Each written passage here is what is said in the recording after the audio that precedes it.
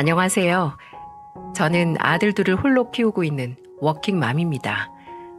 이제 중학생이 된 큰아들과 아직 초등학교를 다니는 둘째 아들을 키우고 살아요. 혼자 아들 둘을 어떻게 키우느냐고 그러시겠지만 저는 친아버지의 도움으로 끄떡없이 잘 키우고 있답니다. 오히려 친아버지를 보면서 두 아들이 장래 희망도 생겼어요. 옛날 아버지 사진 중에 경찰복을 입고 찍은 사진이 있는데 그걸 보고 자기들도 나쁜 놈 때려잡는 경찰이 되겠다면서 입이 닳도록 떠들고 다닙니다. 지금은 퇴직하셨지만 과거에는 경찰 공무원이셨거든요. 저도 어린 시절에 아버지를 보고 커서 참 행복했던 기억이 떠오릅니다. 그래서 전 남편과 이혼하고 친아버지와 살고 있어요. 사실 저는 친어머니 얼굴도 모르고 살았답니다. 왜냐하면 제가 제대로 기억도 못하던 시절에 어머니가 백혈병으로 돌아가셨거든요. 지금 생각해보면 경찰 일 하면서 저를 어떻게 키우셨을까 싶을 때가 참 많습니다. 물론 너무 바쁜 경찰 생활로 저는 주로 친할머니 손에서 자랐어요. 그래도 아버지는 어머니의 빈자리까지 채워주려고 많은 노력을 하셨답니다. 그때는 초등학교 운동회 날에 부모님 다 오셔서 돗자리 깔고 같이 김밥 먹는 모습이 그렇게 부럽더라고요. 그렇다고 할머니가 창피하다거나 음식이 싫었던 건 전혀 아니었어요. 그냥 다른 친구들처럼 부모님과 함께 먹는 한 끼가 그리웠던 것 같네요. 그래도 싫은 내색 없이 할머니가 서툴게 싸우신 도시락을 같이 먹으면서 즐거운 이야기를 하면서 먹고 있었습니다.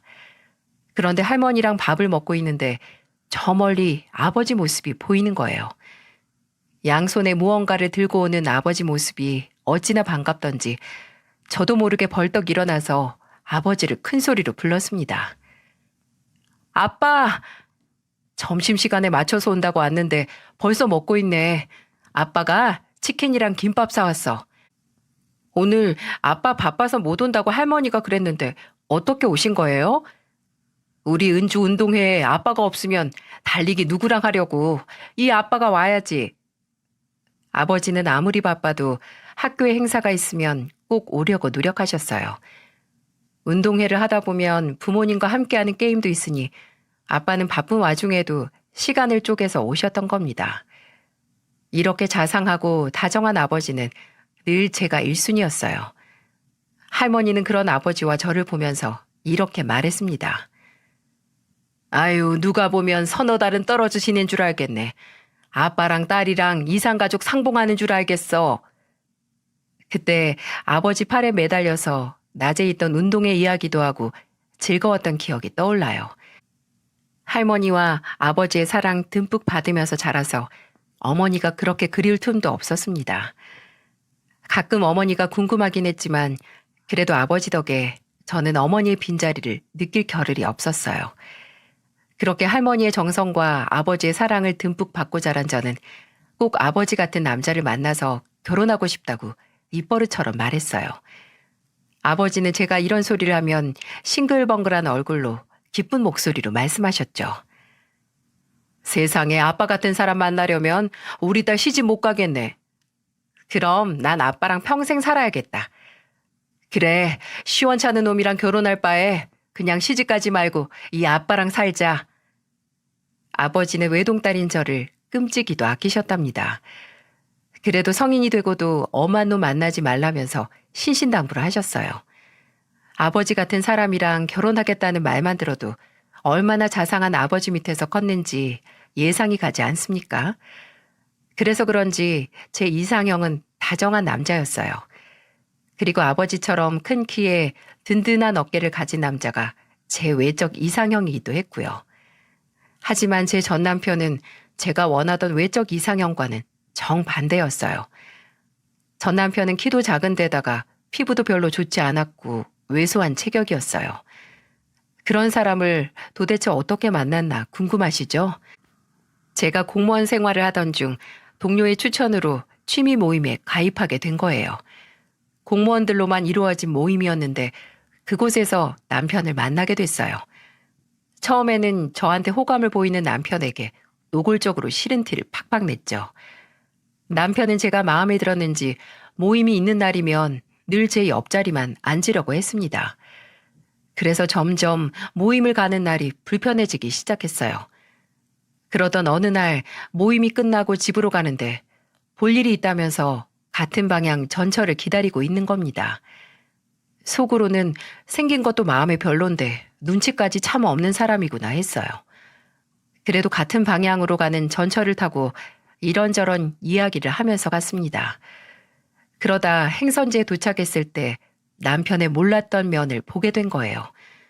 그동안 봐오던 사람이 맞나 싶을 정도로 사람이 아주 달라 보였죠. 그 전철역에는 엘리베이터가 없었는데 어떤 할머니께서 무거운 짐을 들고 계단으로 올라가시려고 올려다보는 게 보이더라고요. 그런데 제 옆에서 같이 걷던 남편이 바로 그 할머니한테 달려가서 옆에 있던 짐을 번쩍 들고는 이렇게 말하는 겁니다. 할머니, 제가 짐 들고 먼저 올라갈게요. 계단 조심조심해서 올라오세요. 아유, 옷에 먼지 묻을 텐데 미안해서 혼자 어떻게 올라가. 짐 들고 할머니께서 힘들게 올라가시면 저희는 그럼 계단을 어떻게 올라가요. 그러니까 제 걱정 마시고 편하게 계단 조심해서 천천히 올라오세요. 할머니께서는 옷에 먼지 묻는다며 거절했지만 남편은 옷이 더러워지거나 말거나 아랑곳하지 않고 짐을 들고 계단을 올라갔어요. 저는 새로 보는 남편의 모습이 남자답고 자상해 보였습니다. 그리고 그 후로 남편과 가까이 지내게 됐고요. 그동안 제가 남편의 외적인 모습에 가려서 몰랐던 남편의 깊은 내면을 알 수 있었답니다. 점점 남편과 보내는 시간이 길어지면서 남편의 끊임없는 구애 끝에 연애를 시작하게 됐어요. 남편은 연애하는 전이나 후나 다정하고 자상한 사람이었죠. 그래서 남편의 외적인 모습은 더 이상 제 눈에 들어오지 않았어요. 남편과는 1년 정도 연애를 하다가 30이 될 무렵 남편의 프로포즈를 받고 결혼까지 하게 됐습니다. 제가 남편과 결혼했을 무렵 시댁 분위기가 참 특이했어요. 상견례를 할 때도 사실 아주버님과 시누이가 둘 다 이혼을 했다길래 깜짝 놀랐었거든요. 한 집안에서 자식이 세 남매 중에 둘이나 이혼했다는 소문 들어보신 적 있으신가요? 저는 처음 보는 상황에 조금 당황스럽긴 하더군요. 아버지도 이 부분에 대해서 껄끄럽게 생각하실 정도였습니다. 이혼이 뭐 대수냐고 할 수 있겠지만 아주버님과 시누이는 좀 이상했어요. 남편에게 자세히 들었던 이혼 사유가 하나같이 별로였거든요. 아주버님은 경제적 능력이 없어서 이혼했고 시누이는 바람피다 걸려서 이혼당했던 거였어요. 저는 한 집안에 이혼을 2명이나 했다는 게 놀라웠지만 그래도 크게 개의치 않았습니다. 왜냐하면 예비 시부모님들이 저를 너무 예뻐하셨고 결혼 준비를 하는 내내 제게 하나라도 더 해주고 싶어 하셨거든요. 이런 시부모님들의 모습에 감동했고 시어머니께서는 제가 회사를 다니면서 결혼 준비하는 게 힘이 들까봐 살뜰하게 챙겨주셨죠. 그래서 아버지께서도 시댁에 대한 편견을 접으실 수 있었습니다. 여기까지는 참 물 흐르듯이 흘렀어요. 그런데 결혼은 직접 살아봐야 안다고 하죠. 솥뚜껑 열어보니 그 밥에 그 나물이더군요. 지금부터 제 파란만장했던 14년간의 결혼 생활을 본격적으로 풀어보겠습니다. 아들 가진 부모는 며느리한테 금가락지쯤 준 듯 행동한다고 하잖아요. 결혼 전에는 우리 며느리 힘들면 안 된다고 그렇게 걱정해 주시던 시부모님들이 드디어 돌변하신 겁니다. 결혼 후 첫째를 낳고 육아휴직 때 생긴 일이었어요. 요즘처럼 날씨가 무척 더울 때였는데 어머님이 제게 전화해서 날카로운 목소리로 말씀하셨죠.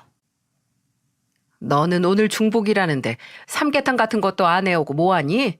우리는 삼복더위에 몸보신도 하지 말고 그냥 더워 죽을까? 오늘이 중복이었어요? 애 보느라 정신이 없었어요. 요즘 삼계탕 포장도 잘해주고 배달도 되던데 주문해서 드세요. 집에 며느리 냅두고 내가 왜 바깥 음식을 먹어? 너 아주 웃기는 애다. 네가 무늬만 둘째 며느리지 맏며느리랑 뭐가 달라. 내가 항상 말하지만 맏며느리처럼 집안을 좀 챙겨봐. 요즘 어느 집 맏며느리가 삼계탕을 해서 시댁을 가요. 그리고 저 젖먹이 보느라 정신이 하나도 없어요. 제 밥은 언제 먹었나 기억도 안 난다니까요. 제가 적당한 곳에 주문해드릴게요. 저는 대뜸 전화해서 중복이니까 삼계탕을 해오라는 어머님의 말에 당황스러웠어요. 집에서 놀고 싶어서 육아휴직을 쓴 것도 아니고 그야말로 아이를 보려고 쓴 휴가인데 대단한 며느리 노릇을 원하시는 어머님을 도저히 이해할 수 없었죠. 게다가 저한테 매번 맏며느리 노릇 똑바로 하라면서 훈수를 두셨어요. 아주버님이 이혼해서 큰며느리도 없고 백수건달 큰아들 결혼 못할 것 같으니까 저한테 큰며느리처럼 집안을 두루 챙기라면서 말씀하셨던 겁니다. 정말 기가 막히지 않나요? 저는 둘째 며느리인데도 늘 큰며느리 노릇 안 한다면서 구박을 받아야만 했어요. 하지만 요즘 누가 큰며느리라고 집안을 두루 챙기고 삽니까? 제 가정 꾸리고 먹고 살기 바쁜 세상에 말이죠. 그리고 어머님과 아버님이 제게 바라는 건 이게 끝이 아니었어요. 아버님이 어느 날 남편이 전화를 안 받는다며 제게 전화하셔서 이런 말씀을 하셨어요.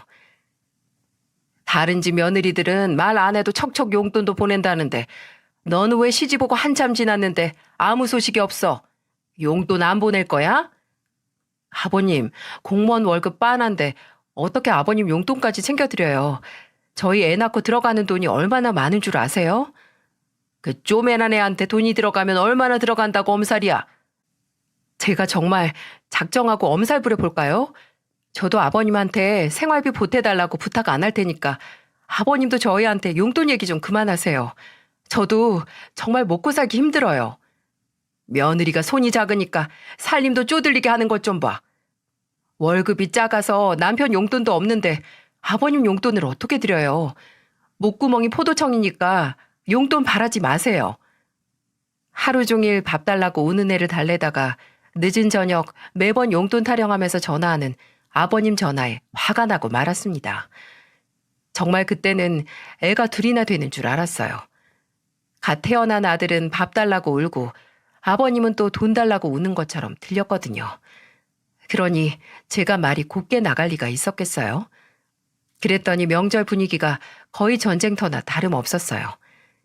이 사연을 듣는 분들 중에 시누이 있는 집안의 명절 풍경은 어떠신가요? 저희 시댁은 시누이와의 전쟁이었어요. 바로 어머님 때문에 생긴 싸움이죠. 명절에 힘들게 전에 나물에 만들고 있으면 꼭 시누이가 뒤늦게 나타났어요. 손이 많은 집안도 아니고 어머님이랑 둘이 해야 되는 거 뻔히 알면 결혼도 안 한 시누이가 도와줄 수 있는 거 아닌가요? 저 그때 둘째 임신했을 때였는데 가스레인지 앞에서 땀 뻘뻘 흘려가면서 일했어요. 앉았다 일어나는 것도 힘들었는데 땅이 꺼져라 절로 한숨이 나오더군요. 그런데 그런 저를 보면서 어머님이 한 소리 하셨습니다. 너는 그거 좀 했다고 재수없게 명절에 한숨을 그렇게 쉬니 집안에 재수 옮부트려고 그러는 거야? 그게 아니라 몸도 붓고 허리도 아프고 힘들어서요. 임신 처음 해보는 것도 아니고 뭐가 힘들다고 엄살이야? 첫째는 어떻게 낳았나 몰라. 맞은데 또 맞는다고 안 아픈 거 아니잖아요. 임신해봤다고 안 힘든 사람이 어딨어요. 어머님은 그럼 막내 아가씨 낳으실 때는 진통도 안 겪으셨겠네요. 얘가 말하는 것 좀 봐. 지금 나랑 해보자는 거지? 임신했다고 유세 떠는 거야 뭐야? 유세 떠는 게 아니고 힘들다고요. 저 좀 그만 쉴게요. 저는 몸이 너무 힘들어서 남편이 있는 방으로 들어가서 누웠어요. 정말 허리가 끊어질 것 같아서 더 이상은 뭘 할 수가 없었어요. 몸이 힘드니까 친정으로 도망치고 싶었죠. 그런데 그때 하루 종일 방구석에서 늘어지게 잠만 자던 시누이가 드디어 방에서 나오는 소리가 들리더군요. 집이 운동장만큼 넓은 것도 아니고 요리하는 소리가 들리면 나와서 도와줄 수도 있는 거 아닌가요? 시누이는 자다 일어난 목소리로 밥 달라면서 어머니께 투정을 부리는 것 같았어요. 그랬더니 어머님이 어떻게 하셨는 줄 아시나요? 겨우 방에 들어가서 쉬고 있는 저를 부르시는 겁니다. 진짜 어처구니가 없었어요. 어머님은 저에게 시누이 밥 좀 차리라며 부르셨고 어이가 없던 저는 방문을 벌컥 열고 나가서 소리쳤습니다. 아니 식구들 밥 다 먹은 지 얼마나 됐다고 또 밥을 차려요. 네 신우 밥 안 먹었잖아. 당연히 또 차려야지. 너는 이런 것도 안 배우고 왔어? 하긴 엄마 없이 자란 애가 그렇지 뭐. 다 내가 참을 인자 그려가며 가르쳐야 알겠지. 아유, 답답해서 원. 어머님 보고 자란 시누이 보니까 가정교육은 엄마가 없을 때보다 못한 것 같아요. 저는 그래도 할머니랑 같이 자라서 명절에 해 저물도록 잠이나 자라고 배우진 않았거든요. 어머님께서 제게 엄마 없이 자란 애가 다 그렇다면서 이야기를 하니까 저도 화가 났어요. 솔직히 며느리한테 가정교육 운운하며 화를 내는 건 선을 넘은 거 아닌가요? 그래서 저도 어머님께 똑같이 말씀드렸던 거죠. 일하다가 늦은 것도 아니고 그냥 늦잠 자다 일어난 시누이 밥상은 정말 차리기 싫었답니다. 제 말을 듣고 어머님은 노발대발 화를 내셨고 저는 아랑곳하지 않고 남편이 있던 방으로 들어갔어요. 그리고는 서럽게 엉엉 울어버렸습니다. 그랬더니 어머님도 더 이상 뭐라고 하지 않으셨어요. 그런데 정말 몸과 마음이 힘들었던 날이었습니다. 며느리 마음은 며느리가 제일 잘 알아준다던데 저한테도 형님이 생기길 바랬어요. 하지만 백수건달 서방님이 장가를 가기는커녕 일이나 다시 시작할 수 있을까 싶었죠. 그런데 어느 날 갑자기 아주버님이 결혼할 여자라면서 인사하러 온다는 거였어요. 사실 아주버님이 키도 크고 잘생긴 얼굴에 꾸밀 줄도 알아서 여자가 끊이질 않았거든요. 그래서 백수인데도 늘 연애는 계속하고 있었어요. 저는 가족인데도 그게 참 신기하더라고요. 요즘 같은 세상에 돈 없는 남자 누가 만나나 줍니까? 번지르르 생긴 데다 말도 청산유수로 하니까 여자가 끊이질 않았습니다. 과연 아주버님이 어떤 여자를 데려올까 궁금해서 시댁으로 갔죠. 그런데 제 예상과 달리 참하고 단아한 여자랑 들어오는 게 아니겠어요? 저는 아주버님한테 어떻게 저런 여자가 생겼나 의아했어요. 어머님도 마음에 쏙 들었는지 이것저것 물어보셨고 예비 형님은 참한 목소리로 말했어요. 저는 유치원에서 애들 가르치고 있어요. 아유, 우리 집에 복덩이가 굴러왔네. 이렇게 참하고 단아한 아가씨를 누가 우리 아들한테 소개시켜줬나 몰라. 아, 그게 친구들이랑 처음으로 나이트를 갔었는데 거기서 만났어요. 저도 나이트는 처음이라 사람을 만나게 될 줄은 몰랐는데 운명이었나 봐요. 장소가 중요한가? 사람이랑 마음이 중요한 거지.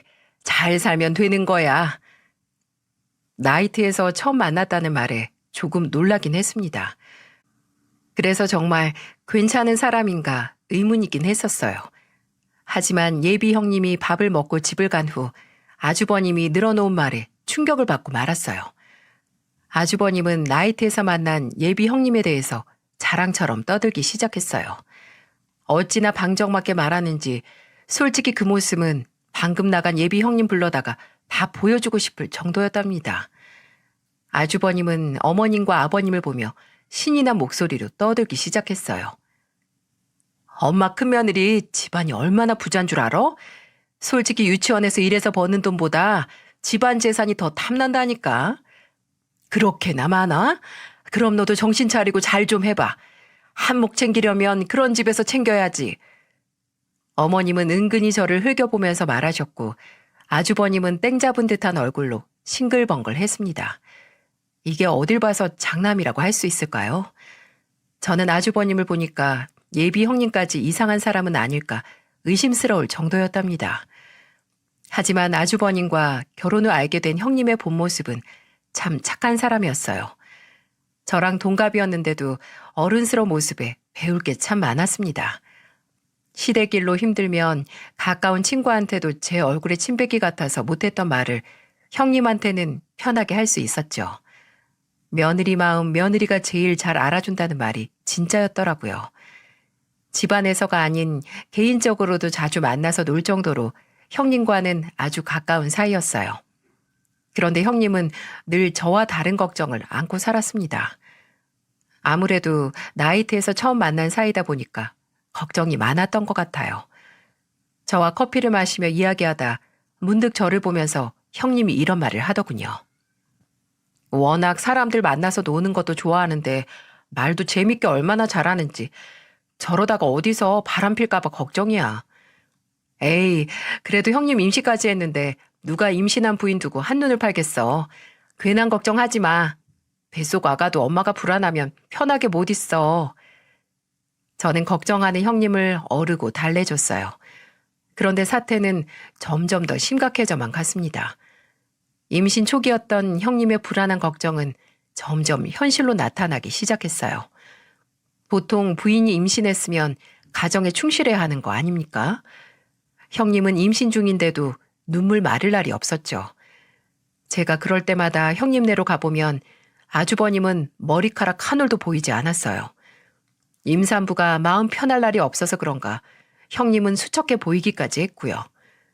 저도 애를 둘이나 낳고 키워보니까 임신했을 때는 별게 다 서럽더라고요. 그런데 이렇게 집에 오지도 않고 밖으로 도는 아주버님을 보면서 형님이 얼마나 힘들었겠어요. 하지만 아주버님이 겨우 집에 들어와도 형님을 무시하기 일쑤였죠. 어느 날 아침부터 형님이 울면서 전화를 한 거예요. 저는 울고 있던 형님 목소리를 듣고 깜짝 놀란 목소리로 물었습니다. 아니 무슨 일이야? 아주버님 집에 안 들어온 거야? 들어왔는데 나를 완전 개무시해. 임신해서 살쪘다고 쳐다도 보기 싫대. 세상에 임신한 사람한테 다이어트 좀 하라는 사람이 남편이야? 나 진짜 서러워서 못 살겠어. 아니 그런 말이 어딨어. 임산부가 한 입이라도 더 먹어야지. 신경 쓰지 말고 무조건 하루에 5끼는 더 챙겨 먹어. 진짜 너무한다. 한 번만 더 그러면 내가 쫓아갈게. 형님한테 큰 소리를 뻥뻥 치면서 위로를 해줬어요. 위로해주면서도 정말 제 마음이 다 아팠습니다. 먹고 싶다는 음식을 사다 바쳐도 모자랄 판에 다이어트를 하라니 참 기가 막혔어요. 그런데 아주버님은 기어코 사고를 치고 말았습니다. 그동안 아주버님이 바람필까봐 전전긍긍하던 형님이 흥신소에 의뢰를 한 거예요. 저는 너무 놀라서 어쩌다 그런 것까지 알아봤냐고 물었더니 아주버님이 어느 날 옷에 여자 화장품을 묻혀서 들어온 걸 보고 뒷조사를 해봤다는 겁니다. 저는 형님한테 잘했다면서 박수를 쳐줬어요. 야무지고 똑부러진 형님은 임신한 상태에서 아주버님의 외도 증거를 싹 다 모아다가 이혼 소송까지 했습니다. 어찌나 야무지게 준비를 했는지 위자료부터 양육비까지 모조리 다 고소해서 그야말로 아주버님을 탈탈 털어버렸죠. 그동안 아주버님은 천지분간 못하고 놀러다니다가 제대로 뒤통수 얻어맞은 겁니다. 놀 때야 좋았지 설마 임신한 형님이 이혼까지 할 줄은 몰랐던 것 같네요. 잘못은 아주버님이 해놓고 어머님 앞에서 또 어찌나 우는 소리를 하는지 정말 듣기 싫어서 입을 꼬매버리고 싶다는 생각까지 들었습니다. 시댁에 온 식구가 모일 일이 있어서 모이는 자리였는데 어머님은 아주버님을 보면서 말씀하셨어요. 걔가 나이트에서 꽤나 날렸을 게다. 그러니까 이렇게 작정을 하고 너 벗겨먹고 도망친 거지. 세상에 눈 뜨고 코 베인다고 순진한 우리 아들 꼬셔서 한몫 챙겼다고 좋아라 할 생각하면 내가 속에서 천불이 난다 천불이 나. 아유. 어머님은 가슴팍을 손으로 치면서 형님 욕을 했습니다. 처음에 형님네 집안 잘 살아서 벗겨먹을 생각했던 사람은 어머님이랑 아주버님이었는데 결국 당한 건 본인들이라며 화를 내더군요. 저는 형님 욕하는 어머님과 아주버님이 우스웠어요. 형님은 똑똑하게 소송도 승소해서 받을 거 다 받고 이혼을 할 수 있었어요. 애초에 아주버님이 외도만 하지 않았어도 안 생겼을 일 아닌가요? 그런데도 무조건 형님 욕만 하면서 아주버님만 감싸고 도는 어머님을 보니까 아주버님이 정신 차리기는 글렀구나 싶었어요. 제가 처음에 사연 시작할 때 그 밥에 그 나물이라고 했죠.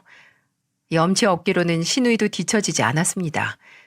걔가 똥을 끊는다고 바람 펴서 이혼까지 당해놓고 시누이는 어디서 연하인 남자를 만나서 동거를 하고 있었어요. 이 정도면 남자 없이는 한시도 못 사는 바보라고 해도 과언이 아니지 않을까요? 그래놓고 시누이는 제게 당당하게 이런 부탁까지 했습니다. 새언니, 혹시 돈 좀 있어요? 나 여기 원룸 월세 내야 되는데 현금이 없어서요. 돈 좀 보내주면 안 될까요? 아가씨는 대체 뭐하고 다니길래 월세도 못 내고 살아요. 저번에는 관리비 못 낸다고 돈 타령하더니 이제는 또 월세예요? 제가 무슨 큰돈 빌려달라는 것도 아니고 월세 그거 얼마나 한다고 사람을 무시해요? 그럼 아가씨는 그 월세 그거 얼마나 한다고 돈도 못 내고 저한테 전화해서 돈 빌려달라는 소리를 해요. 제발 정신 좀 차리고 철 좀 드세요. 그 나이에 모아둔 돈이 없으면 일을 해야지. 지금 남자 만날 때예요? 저는 절대 안 줄 거니까 급하면 나가서 일을 하세요. 저는 신우이의 돈 요구에 기가 막혔어요. 30 중반을 넘어선 나이에 연하 남자친구랑 동거하면서 월세도 못 내는 사람 이해가 가시나요? 대체 왜 저 나이 되도록 정신을 못 차렸을까 싶었습니다. 그래서 저는 신우이의 부탁을 단호하게 거절했어요. 제가 왜 신우이 월세에 관리비까지 빌려주면서 살아야 되나요? 급하면 나가서 돈 벌겠지 싶어서 절대 신우이한테 돈을 보내지 않았어요. 그랬더니 몇 달 뒤 무슨 전화를 했는 줄 아시나요? 돈은 없어도 휴가는 가야겠다고 생각했는지 저한테 글쎄 휴가비를 빌려달라는 겁니다. 기가 막혀서 헛웃음도 안 나올 정도였죠. 저는 신우이 전화에 한심하다는 목소리로 말했습니다. 일하지 않는 자 먹지도 말라는데 어딜 가려고요? 제발 아가씨가 직접 번 돈으로 먹고 놀아요. 아가씨가 일한 돈으로 놀고 먹으면 누가 뭐라고 해요? 돈 빌려주기 싫으면 좋게 말하면 되지. 지금 저 무시하는 거예요? 네, 무시하는 거예요. 아가씨 또래 어떻게 사는지 보고 좀 배우세요. 저는 아가씨한테 쓴소리를 뱉어내고 전화를 확 끊어버렸어요. 정말 한심하지 않나요? 대체 남자가 뭐라고 저렇게 사족을 못 쓰나 싶더라고요. 전생에 남자 못 만나서 죽은 처녀 귀신이 붙은 것도 아니고 정말 이해가 안 갔어요. 그때까지만 해도 남편한테 형제복 참 없다고 생각했습니다. 그래도 제 남편만큼은 정신 제대로 바뀌었구나 싶었죠. 하지만 콩 심은 데 콩 나오고 팥 심은 데 팥 나온다고 제 남편도 크게 다르지 않더군요. 저는 꿈에도 몰랐어요. 결혼 생활 14년 차에 날벼락 같은 일이 생길 거라고 생각도 못했습니다. 점점 무심하게 변해가는 남편을 보면서 사람을 10년 넘게 한결같을 수 없다고 스스로 위안 삼으려고 했어요. 그런데 남편은 제게 은근히 막말을 일삼더군요. 출근 준비를 하는 저를 보면서 남편이 이렇게 말했어요. 당신은 눈가에 주름이 자글자글하다. 아유, 늙었다 늙었어. 마탱이가 갔어. 그러는 당신은 탱탱하고 같이 늙어가는데 누가 누굴 지적해? 어이가 없다는 듯 남편에게 말했습니다. 묘하게 저한테 괜히 시비를 걸려고 준비하는 사람처럼 남편은 제게 날이선 지적만 했어요. 그때 큰아들이 중학교에 입학하면서 사춘기가 와서 아들도 예민할 때라서 남편과의 쓸데없는 감정 싸움에 슬슬 지쳐만 갔습니다. 집안일로 스트레스를 많이 받아서 그런지 소화제를 달고 살 정도였어요. 그러다 한 번은 심하게 체한 것 같아서 병원에 가보니 의사가 위에 문제가 있는 것 같다면서 조직 검사를 받아보라는 겁니다. 그 순간 아이들 얼굴이 스치면서 아버지가 떠올랐어요. 겁도 나고 정말 심각하게 아픈 거면 어쩌나 하는 공포감까지 들었어요. 그래서 병원에서 검사 예약을 하고 남편에게 이 얘기를 했더니 뭐라고 하는 줄 아시나요? 그러니까 적당히 좀 먹어. 맨날 집에서 배 터지게 먹으니까 아픈 거 아니야. 옆구리에 살만 찌고 이제는 아프기까지 하면 누가 당신이랑 살아? 당신 지금 그게 나한테 할 소리야? 아유, 아픈 당신 뒷바라지 해야 되는 나는 무슨 죄야? 돼지 같은 마누라 데리고 어떻게 살아? 나는 뭐 당신이랑 살고 싶어서 살아? 나도 몰상식한 사람이랑 못 살아. 아, 그럼 이혼해. 서로 피차 일반 못 살겠는데 뭐하러 살아? 정신 차려. 나니까 당신이랑 살아주는 거야. 키 작고 못생긴 당신 내가 데리고 사는 거라고. 저는 너무 억울해서 악을 쓰면서 소리를 질렀습니다. 애들이 집에 있을 때는 싸우고 싶지 않았는데 그때는 너무 화가 나서 악을 쓰며 소리를 질렀어요. 그런데 아들 두 놈 다 남편에게 말 좀 가려하라며 화를 낼 정도였습니다. 자식들도 말 조심하라고 할 정도면 남편의 폭언이 얼마나 심했을지 짐작이 가시나요? 저는 그 후 여러 검사를 통해서 위암 2기 진단을 받게 됐어요. 그래도 불행 중 다행인 건 스스로 항암 치료를 받으면 완치율이 높은 상태였어요. 놀란 가슴 쓸어내리며 집으로 갔는데 남편이 방에서 통화하는 소리가 들렸어요. 문을 열고 제가 들어오는 것도 모르고 무슨 통화를 열심히 하나 몰래 엿들었죠. 그런데 통화 내용을 듣고 경악을 금치 못했네요. 글쎄 남편이 전화기를 붙들고 신이 난 목소리로 말했습니다. 아, 그렇다니까. 우리 마누라 어디 아프다는데 암일 수도 있는 것 같던데. 보험회사에서 암 진단금 같은 거 받으면 우리 같이 여행이나 갈까? 마누라는 병원이나 다니라고 하고 난 놀러 가야지. 얼굴 보면 화만 나는데 뭐하러 같이 있어? 저는 남편의 통화를 듣고 열이 받아서 방문을 박차고 들어갔어요. 갑자기 들어온 저를 보고 놀란 남편은 저를 보며 깜짝 놀란 듯 보였습니다. 저는 남편의 등짝을 내리치면서 울부짖으며 말했어요. 당신 누구야? 누굴 숨겨두고 뻔뻔하게 나랑 사는 거야? 나한테 당신이 어떻게 이럴 수 있어? 이거 안 놔? 직장 동료라니까. 직장 동료랑 여행을 가? 당신 미쳤어? 끝까지 잡아떼는 남편을 때리면서 추궁하자 남편은 사실대로 털어놨어요. 군뱅이도 구르는 재주가 있다고 절대 바람 못 필 것 같던 못난 남편이 두 집 살림을 하고 있었죠. 이 사실을 알고 나니까 정말 오만정이 다 떨어지더군요. 시댁에서 갖은 구박을 받으면서 살았는데 그때마다 강 건너 불구경하던 남편이 떠올랐고 애들 앞에서도 막말을 서슴지 않고 하던 그 남편이 떠올랐어요. 그래서 저는 남편을 때리면서 울부짖다가 지쳐서 남편에게 말했습니다. 이혼하자. 나 당신이 가지고 있는 금반지 하나까지도 다 받아내고 이혼할 거야. 당신 두고 봐. 지금 바람난 거 내가 평생을 두고 후회하게 만들 거야. 나가.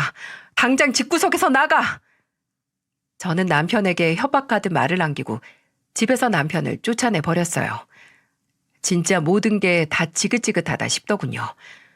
허구한 날 헛소리하는 시댁에 바람난 남편까지 세트로 묶어서 인생에서 도려내야겠다고 다짐했어요. 그때는 저도 너무 지쳐있을 때라서 아이들을 데리고 아버지 집으로 갔습니다. 너무 힘들어서 쉬고만 싶었어요. 저는 병가를 내고 치료에만 전념하기로 했죠. 아버지는 수척해진 저를 보고는 꼭 안아주셨어요. 오랜만에 아버지 품에 안겨보니까 눈물이 흐르더군요. 아버지는 제 등을 토닥여주면서 말씀하셨어요. 잘 왔어. 힘들면 아빠한테 오는 거야. 알았지? 힘든 일 있으면 언제든지 이 아빠한테 와. 아빠가 우리 딸 세상 풍파 다 막아줄게.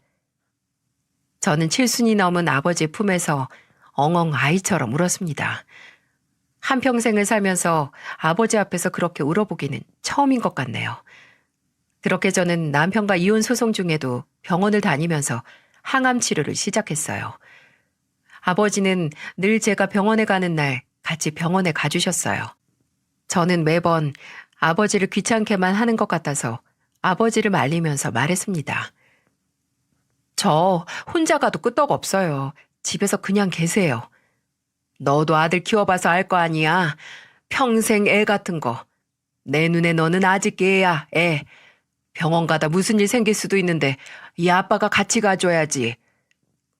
저는 아버지의 고집에 같이 항암 치료를 받으러 다녀야만 했어요. 그래도 아버지의 사랑에 힘들었던 몸과 마음이 조금은 편해지는 것 같았답니다. 이래서 자식들은 힘들면 부모를 찾는가 봐요. 그렇게 3번째 항암 치료를 받으러 가던 날이었습니다. 평소처럼 아버지 차를 타고 병원에 갈 준비를 하고 있었죠. 아버지는 먼저 주차장으로 가서 차에 시동을 걸어두고 계셨어요. 저는 외출 준비를 끝내고 아버지가 계시는 곳으로 갔습니다. 아버지 차를 발견하고 걸어가고 있는데 저 맞은편에서 어머님이 저를 보고는 달려오시는 겁니다. 저는 아버지 차 문을 열려다가 그대로 달려오던 어머님 손에 머리채를 잡히고 말았어요. 너무 갑작스러운 상황에 어쩔 줄을 몰라 하는데 어머님은 제 머리채를 잡고 소리를 지르며 말씀하셨죠. 네가 감히 명절에 내 허락도 없이 안 와? 아주 작정하고 나한테 명절에 할 일 다 독박 씌우려고 한 거지? 이 불려시 같은 년. 전 뒤집는 게 뭐가 그렇게 힘들다고 하나? 그리고 이혼을 누구 마음대로 하겠다는 거야? 시부모한테 무릎 꿇고 빌어도 이혼을 해줄까 말까인데 감히 얼굴도 안 비추고 네 맘대로 하겠다는 거야? 오늘 너 가만 안 둘 거야? 저는 어머님 소나기에서 벗어나려고 안간힘을 썼어요. 그런데 그때 차에서 내린 아버지가 어머님의 머리채를 잡은 겁니다. 차에서 저를 기다리다 어머님이 달려와서 제 머리채를 잡고 흔드는 걸 보고 저희 아버지도 똑같이 어머님의 머리채를 잡은 거예요. 아버지가 워낙 키도 크고 체격도 큰 편이라 어머님은 속수무책이었습니다. 아버지는 어머님 머리채를 잡고 말했어요. 감히 내 딸을 건드려? 너 오늘 뒤졌어? 그동안 나 모르게 내 딸 이렇게 괴롭히고 있었냐 이년아?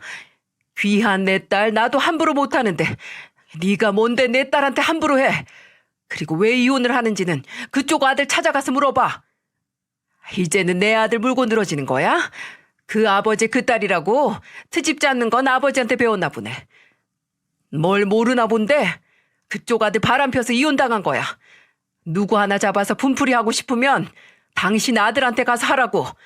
한 번만 더 아픈 내 딸 찾아와서 행패 부리면 걸어서 집에 못 갈 줄 알아. 그날 아버지는 어머님 머리채를 어찌나 세게 잡았는지 어머님 머리가 한 움큼이나 뽑혔습니다. 저는 14년을 이런 시댁과 연을 맺고 살았다는 게 참 후회스러웠어요. 저는 어머님이 왜 달려왔나 했는데 남편이 이혼당해놓고 사실을 정확히 말 안 해서 벌어진 일이었어요. 결국 남편은 어머님께 사실대로 뒤늦게 털어놓은 거죠. 정말 저희 시부모님들 자식 농사 놀랍지 않습니까? 세 남매가 나란히 바람피고 이혼당했다고 하면 누가 쉽게 믿기나 할까요? 하지만 불행은 여기서 끝이 아니었어요. 저희 아버지는 바람핀 놈 용서 못하겠다면서 사내 게시판에 익명으로 남편의 외도 사실을 다 적어서 올렸어요. 발 없는 말이 천리까지 간다고 소문은 삽시간에 퍼졌어요. 그리고 그동안 아무리 익명으로 올려도 회사에 바람피는 놈이 흔하겠습니까?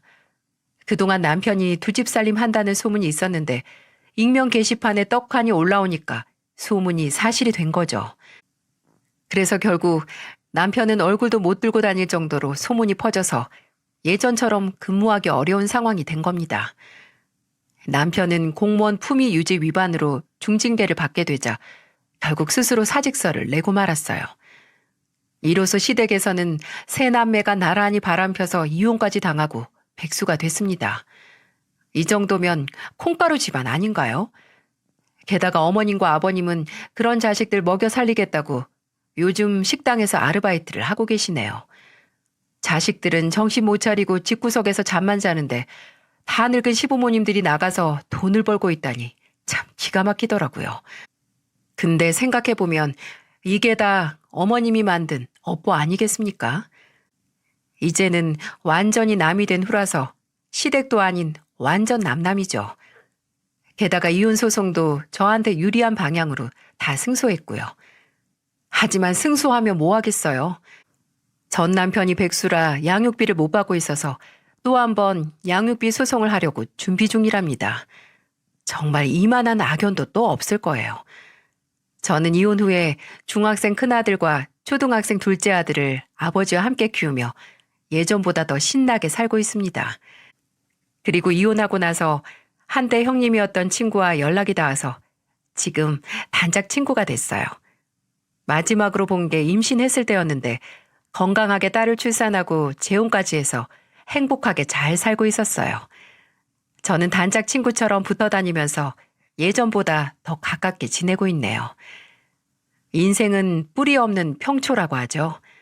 사람이 살아간다는 건 마치 물 위에 떠도는 개구리 밭과 같은 거라고 하잖아요. 인생이 그만큼 허무하고 믿을 수 없는 일 투성인 것 같습니다. 전 남편을 믿고 의지했던 만큼 배신감도 컸지만 인생에 영원한 게 어디 있겠어요? 그냥 훌훌 털어내고 이제는 앞길만 보고 살아가려고 합니다. 예전에는 남편이 외도를 했다는 사실에 자다가도 벌떡 일어날 만큼 화가 났어요. 그래도 이렇게 글로 쓰고 나니까 마음이 한결 가볍습니다. 그저 조금이라도 빨리 알아서 빨리 탈출한 거라는 생각도 드네요. 힘든 일도 시각을 달리해서 보면 긍정적인 면도 있더군요. 인생 100년의 고락이 반이라고 나쁜 일 있으면 좋은 일도 꼭 올 거라고 믿습니다. 그러니까 여러분들도 조금 힘들다고 포기하지 마시고요. 힘들었던 만큼 좋은 날이 올 거라고 믿고 힘차게 살아봤으면 좋겠네요. 제 사연 들어주셔서 정말 감사드려요. 들어주신 분들의 앞날에 행운이 가득하길 바라겠습니다.